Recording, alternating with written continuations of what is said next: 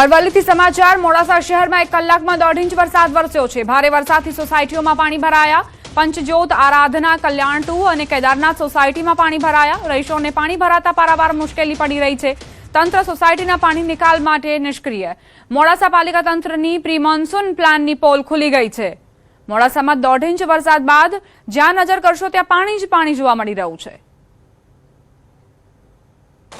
मालपुर मेघरज बाद मोडासा शहर में पण धोधमार वरसाद की शुरुआत थई छे। मात्र 2 कलाक में 2 इंच वरसाद थी मोडासानो जो नीचाणवाळो विस्तार है ए पानी में गरकाव थयो। दर्शको तमने बतावीश कि जे रीते लोको परेशान थई रह्या छे कि जे रामपार्क, पंचजोत और केदार जे सोसायटी है विस्तारना जे रहीशो भारे परेशान थई रह्या छे। खास करके घरनी बहार पण नथी निकली रह्या एवी हालत है। गाड़ीओ खराब थई रही है। जे लोको अहींथी निकली रह्या छे ते नगरपालिकानी जे प्री मोन्सून कामगीरी सामे सवालों उठावी रह्या छे। खास करीने वाहनों बंद थई जवाना कारणे पण खूब मोटी मुश्केली आवी रही है। और जे संजोगोमां वरसाद वरसी रह्यो छे, धोधमार वरसादना कारणे जे અહીંનો જે પાણીનો જે ભરાવો છે એ સતત થઈ રહ્યો છે।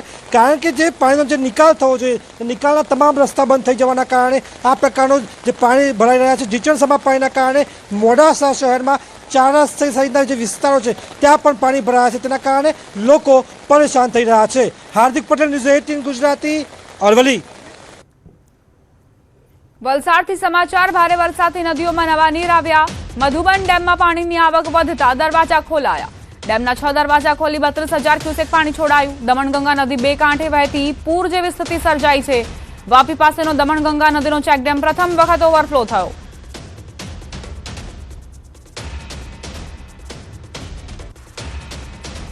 વલસાડ જિલ્લામાં છેલ્લા 2 દિવસથી અનરાધાર વરસાદ વરસી રહ્યો છે। ઉપરવાસમાં ભારે વરસાદથી જિલ્લાના તમામ નદી નાળાઓ 2 કાંઠે વહેવાની શરૂઆત થઈ છે। તો જિલ્લાની જીવાદોરી સમાન મધુબન ડેમના ઉપરવાસમાં સતત ભારે વરસાદને કારણે ડેમમાં પાણીની આવકમાં વધારો થઈ રહ્યો છે। અત્યારે મધુબન ડેમમાં 46,000 ક્યુસેક પાણીની આવક થઈ રહી છે। આથી ડેમના દરવાજા સૌ પ્રથમ વખત ખોલવામાં આવ્યા છે અને મધુબન ડેમના 6 દરવાજા ખોલી અને ડેમમાંથી 32,000 ક્યુસેક પાણી દમણગંગા નદીમાં છોડવામાં આવ્યું છે।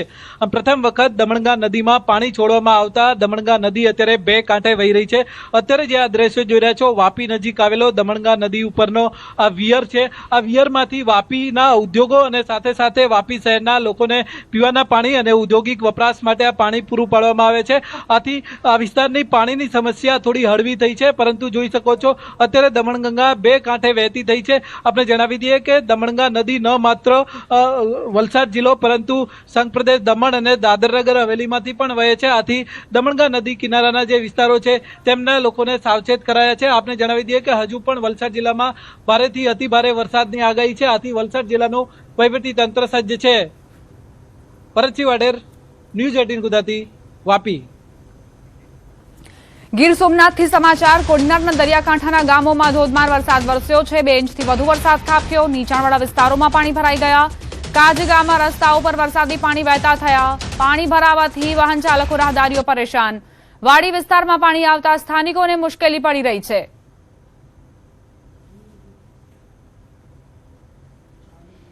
ગીર સોમનાથમાં વાડી વિસ્તારમાં પાણી આવતા સ્થાનિકો પરેશાન થઈ રહ્યા છે। પાણી ઓસરી નથી રહ્યા જેના કારણે દરરોજ સમસ્યાઓમાં વધારો થઈ રહ્યો છે। કારણ કે ગીર સોમનાથમાં છેલ્લા 4 થી 5 દિવસથી આ જ પ્રમાણે મેઘમહેર જોતા ખેડૂતો રાહ જોઈ રહ્યા છે કે હવે ક્યારે મેઘરાજા વિરામ લે, કેમ કે ખેતરોમાં જે પાણી ભરાયા છે તે પણ નથી ઓસરી રહ્યા। બીજી તરફ સતત વરસાદ વરસી રહ્યો છે। રહેણાંક વિસ્તારોની વાત કરીએ તો ત્યાં પણ પાણી ભરાયેલા છે। ગુજરાત યુનિવર્સિટીની સમરસ હોસ્ટેલ કેમ્પસમાં પાણી ભરાયા। સમરસ ગર્લ્સ હોસ્ટેલ આગળ પાણી ભરાયા છે। વરસાદી પાણી ભરાયા હોવાની જાણકારી। ડ્રેનેજ સિસ્ટમના અભાવે વિદ્યાર્થીઓ પરેશાન। પાણીના નિકાલ અને કાયમી સમારકામની માંગ ઉઠી છે। એનએસયુઆઈનો તંત્ર સામે ફરી એક વખત ઉગ્ર વિરોધ।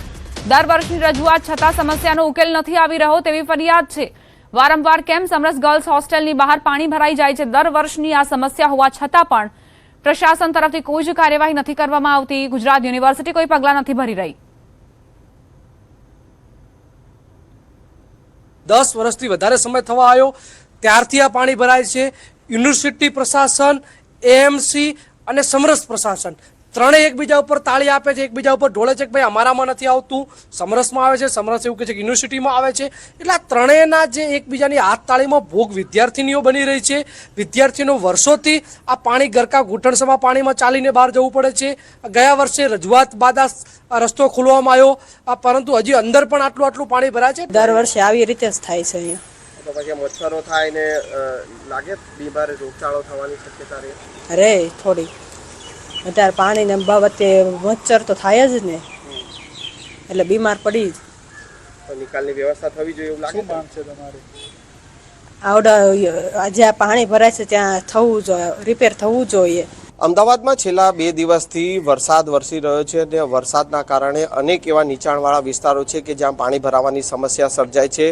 ગુજરાત યુનિવર્સિટીની સમરસ હોસ્ટેલ કે જે ગર્લ્સ હોસ્ટેલ છે તેના કેમ્પસમાં પણ પાણી ભરાવાની સમસ્યા દર વર્ષની છે. તેમ છતાં તે સમસ્યાનું નિરાકરણ થતું નથી. આ વખતે જ્યારે 2 દિવસથી વરસાદ પડ્યો છે ને ત્યારે હાલ હું દ્રશ્ય આપને બતાવીશ. આ દ્રશ્ય જોઈ શકો છો કે સમરસ હોસ્ટેલ જે છે ગર્લ્સ હોસ્ટેલ અને તેના કેમ્પસમાં પાણી ભરાવાની સમસ્યા સર્જાઈ છે. આ 2 દિવસથી જે રીતના વરસાદ છે અને તેના કારણે અત્યારે પણ જે કેમ્પસમાં અવર જવર માટે વિદ્યાર્થીનીઓને તકલીફ પડી રહી છે. 600 જેટલી વિદ્યાર્થીનીઓ આ હોસ્ટેલમાં રહે છે અને આ જે રીતે દર વર્ષે આ રીતે પાણી ભરાવાની સમસ્યા સર્જાય છે તે પાણીના નિકાલની કોઈ પણ પ્રકારની વ્યવસ્થા નથી. હોસ્ટેલ સંચાલકોએ બાજુની તરફ એક દિવાલ તોડી અને વિદ્યાર્થીઓને અવર જવર માટેની વ્યવસ્થા કરી છે. અત્યારે પણ આપ જોઈ શકો છો કે એ દિવાલ તરફથી જ વિદ્યાર્થીઓને અવર જવર કરવાની ફરજ પડી રહી છે. એટલે કે આ કેમ્પસમાં પાણી આ રીતે ભરાય છે અને એ પાણી ભરાવાના નિકાલની કોઈ સમસ્યાનો ઉકેલ નથી આવતો અને તેના કારણે મુશ્કેલી જે છે વિદ્યાર્થીનીઓને થાય છે. સાથે સાથે આ પાણી ભરાઈ રહેવાના કારણે મચ્છરોનો ઉપદ્રવ જે છે તે થતો હોય છે અને રોગચાળાની પણ સમસ્યા થતી હોય છે. તેમ છતાં આ પાણીના નિકાલની કોઈ પણ પ્રકારની વ્યવસ્થા નથી અને આજે પણ જ્યારે 2 દિવસથી વરસાદ છે અને તેના કારણે આ પાણી ભરાવાની સમસ્યા જોવા મળી રહી છે. સંજય ટાંક, ન્યૂઝ 18 ગુજરાતી, અમદાવાદ. સમરસ ગર્લ્સ હોસ્ટેલની બહારના દ્રશ્યો સંજય ટાંક તમને દર્શાવી રહ્યા હતા કઈ રીતે પાણી ભરાયા છે. આ જ પાણીમાંથી પસાર થવા તમામ વિદ્યાર્થીનીઓ મજબૂર છે. કોઈ જ પગલાં નથી લેવામાં આવતા. દર વર્ષની રજૂઆતો બાદ પણ આખરે કેમ યુનિવર્સિટી પ્રશાસન અને એએમસી દ્વારા કોઈ જ પગલાં નથી લેવામાં આવતા તે સવાલ છે. આખરે ક્યાં સુધી વિદ્યાર્થીનીઓ આ જ પાણીમાંથી, ગંદા પાણીમાંથી પસાર થવા મજબૂર બનશે? આ ગંદા પાણીમાંથી પસાર થતાં જ ત્વચા સંબંધિત સમસ્યાઓ થાય છે તેમને. રોગચાળો ફાટી નીકળવાની પણ દહેશત ફેલાયેલી છે.